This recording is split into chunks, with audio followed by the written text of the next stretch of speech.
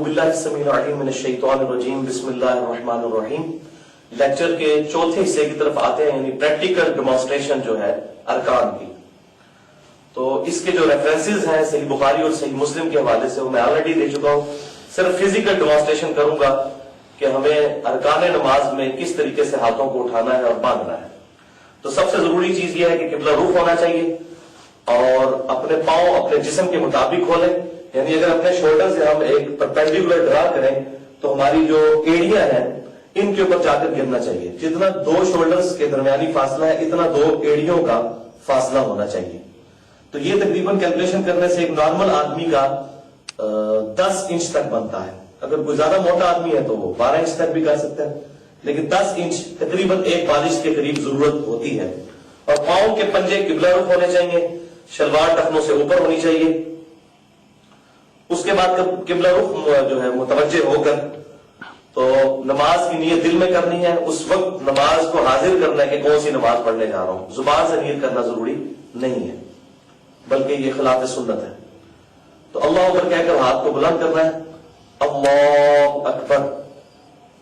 تو تھوڑی دیر کے لیے ہاتھوں کو یہاں کھڑا رکھنا ہے. جو میں نے بتایا تھا کہ بخاری اور مسلم میں آتا ہے کہ کندھوں تک ہاتھ اٹھاتے تھے اور صحیح مسلم کی روایت میں کانوں تک اٹھاتے تھے. تو وہ یہ ہے کہ کانوں کے مقابل آ جاتے تھے، یعنی پیرلل. تو اس وقت انگلیاں کانوں کے پیرلل ہیں اور ہتھیلیاں شولڈر کے پیرلل ہیں. تو نہ یہ ایسے رفع دین کرنا ہے اور نہ یہ اس طرح کا رفع دین. یہ اس طریقے سے اس کونی کو پیوٹ مانتے ہوئے اگر اس کو نارمل انداز میں ہاتھ کو اٹھایا جائے ایسے تو جس جگہ پر پہنچتا ہے وہ خود بخود اگر سائڈ سے دیکھیں تو یہ کانوں کے برابر اور ہتھیلیاں جو ہے وہ کندھوں کے برابر آ جاتی ہیں. اس کے بعد اللہ اکبر جب کیا اس کے بعد دائیں ہاتھ کے اوپر بائیں ہاتھ کے اوپر دائیں ہاتھ کو باندھنا ہے، بائیں ہاتھ کی زرہ پر اس طریقے سے.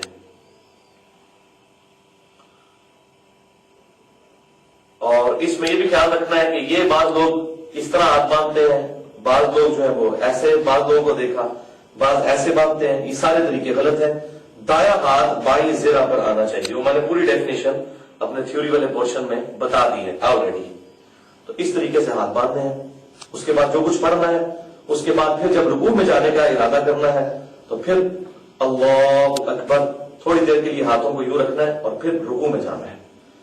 اور رکوع میں پوزیشن کیا ہونی چاہیے کہ نبی صلی اللہ علیہ وآلہ وسلم بڑی مضبوطی کے ساتھ اپنے دونوں گھٹنوں کو پکڑ لیتے تھے، مضبوطی کے ساتھ.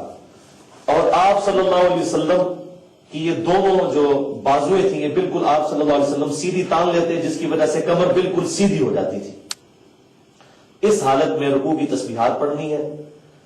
پھر یہاں سے جب سر اٹھانا ہے تو پڑھنا ہے سمیع اللہ لمن حمیدہ، اور یہاں پر ہاتھ لا کر پھر اللہم ربنا ولک الحمد. اور جتنی دعائیں ہیں وہ انشاءاللہ نیکسٹ ٹائم میں بتاؤں گا کون کون سی دعائیں ہیں. فی الحال صرف پوسچر بتا رہا ہوں کہ پوزیشن کیا کیا رکھنی ہے. اس کے بعد اللہ اکبر کہتے ہوئے سجدے کی طرف جانا ہے. تو سجدے کی طرف جاتے ہوئے پہلے ہاتھوں کو لگانا ہے، اس کے بعد گھٹنوں کو. وہ اس کا ریفرنس بھی میں نے بتا دیا. اللہ اکبر. یہ دونوں ہاتھ رکھے، دونوں ہاتھوں کے درمیان سر آنا چاہیے اور بالکل جس طرح رفع الیدین کرتے وقت انگلیاں کانوں کی سیدھ میں آئی تھی اس وقت بھی انگلیاں کانوں کی سیدھ میں اور ہتھیلیاں جو ہیں وہ کندھے کی سیدھ میں آئیں گی.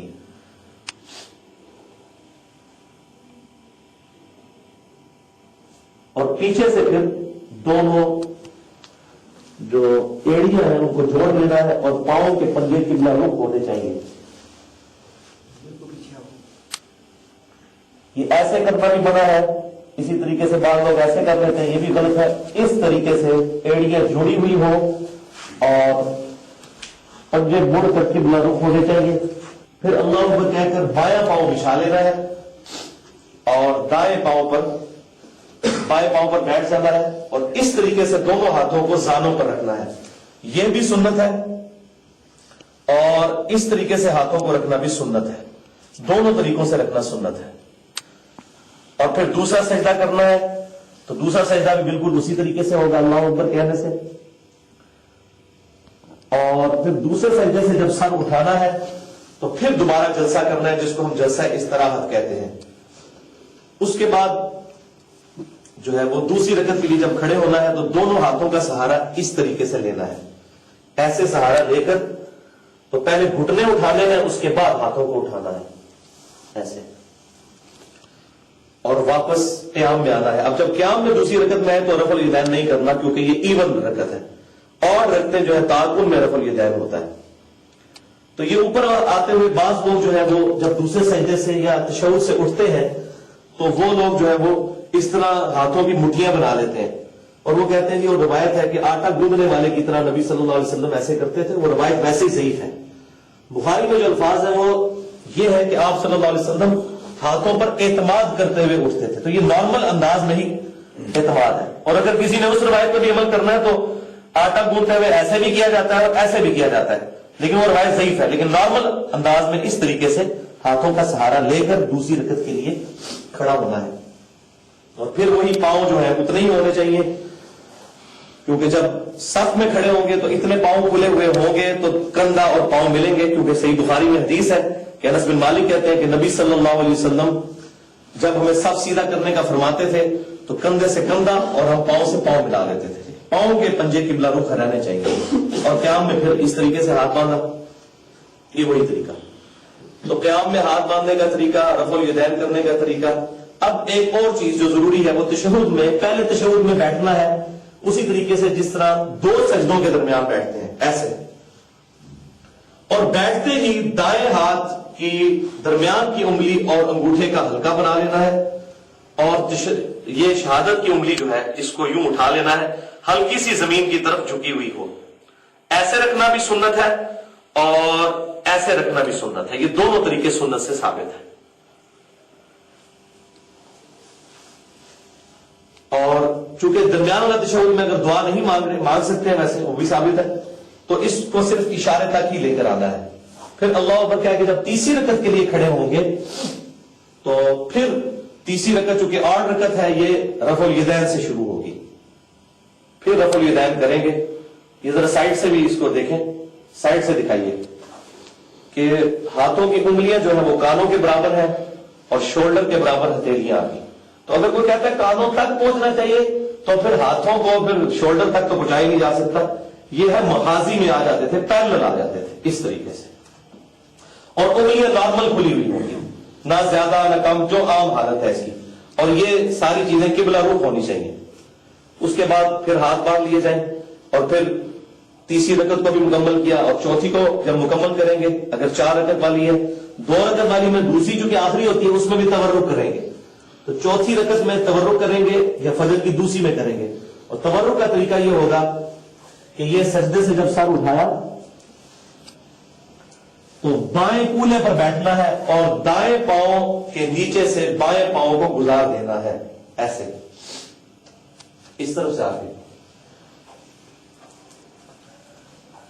ایسے بیٹھتے ہی انگلی بھی یوں کر لینی ہے اشارہ، تو بائیں کولے پر بیٹھنا ہے، یہ دائیں پاؤں کو کھڑا کر کے یہ بایاں پاؤں نیچے سے گزارنا ہے، یہ صحیح بخاری میں موجود ہے، باقی کتابوں میں بھی۔ اس طریقے سے رکھنا بھی سنت ہے اور اس طریقے سے رکھنا بھی سنت ہے، دونوں ہاتھ دونوں دانوں پر، یہ بھی صحیح مسلم میں ہے اور یہ بھی صحیح مسلم میں ہے، باقی سارے ریفرنس ہمارے ریسرچ پیپر پر لکھے ہوئے ہیں۔ اور پھر جب ہم تشہد کی دعاؤں میں پہنچیں گے تو آہستہ آہستہ انگلی کو یوں حرکت بھی دینی ہے، جب دعا پڑھ رہے ہو ایسے ایسے نہیں کرنا بلکہ ہلکی ہلکی اس کو حرکت دینی ہے۔ اور پھر جب سلام پھیرنا ہے ہم نے تو السلام علیکم ورحمۃ اللہ پورا پھیرنے کے بعد، اور پھر یہاں بھی پورا پھیرنے کے بعد السلام علیکم ورحمۃ اللہ۔ اچھا، ایک حدیث میں آتا ہے ابو داؤد کی کہ نبی صلی اللہ علیہ وسلم کی کونی جو ہے یہ پوری زرہ یہ دائیں پنڈلی پر ران پر لگ جاتی تھی، تو وہ یہاں پر لگتی جب تورک بیٹھے ہو ایسے، یہ بھی سنت ہے، یہ کھڑی رہے گی اور یہ لگی ہوئی ہوگی۔ اور اگر دوسری رکعت میں بیٹھیں گے تو سنن نسائی میں حدیث ہے کہ دونوں کونیاں جو ہے وہ رانوں کے ساتھ لگتی تھی، وہ درمیان والے تشہد میں لگتی ہے ایسے، یہ دیکھیں یہ بھی سنت ہے۔ اگر زانوں پہ رکھیں گے تو ایسے رکھنا بھی سنت ہے اور یہ بھی سنت ہے، لیکن جب تورک بیٹھیں گے تو صرف دائیں لگتی ہے یہ، لہذا یہ بھی سنت طریقہ ہے، یہ بھی میں نے اس میں الحمدللہ ایڈریس کر دیا۔ اور یہ پاؤں کی پوزیشن ایسی ہونی چاہیے۔ تو یہ نماز کے سارے پوسچر جو ہے وہ مکمل ہو گئے، اور اب فزیکلی نماز پڑھنے کا طریقہ جو ہے وہ میں انشاءاللہ بیان کروں گا۔ اس کے بعد پھر نماز میں جب جماعت کے ساتھ کھڑے ہوتے ہیں تو اس کا کیا طریقہ کار ہے، اس کو بھی ایڈریس کروں گا انشاءاللہ.